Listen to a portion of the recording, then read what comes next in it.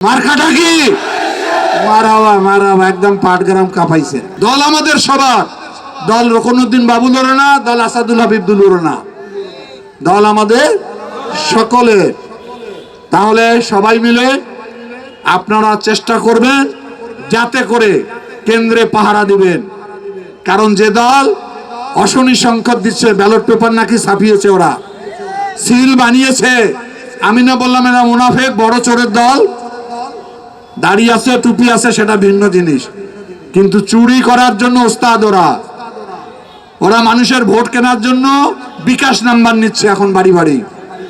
বলেন এখনই কিনবে, আর ওদের নেতা বলে যে এখন তুমি পা ধরো, 5 বছর ভোটাররা আমাদের পা ধরবে।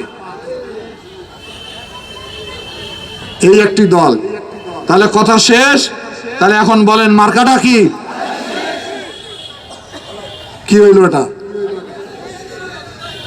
নিবি গেলেন তো। এ মার্কাটা কি? কোন রকম কোয়ার্টার ফাইনাল হয়েছে। কালীগঞ্জ তো ফাইনাল খেলতে পারবে না আমার মনে হয়। পারবেন? দেখি আর একবার জানেন মার্কাটা কি? হ্যাঁ, সেমিফাইনালে উঠছে। এইবার ফাইনাল সবাই মিলে ধরবো। মার্কাটা কি? মারাওয়া মারাওয়া, একদম পাটগ্রাম কাঁপাইছে। ঠিক আছে না? সবাই মিলে আমরা 12 তারিখে ফজরের নামাজ পড়ে ভোট কেন্দ্রে হাজির হব।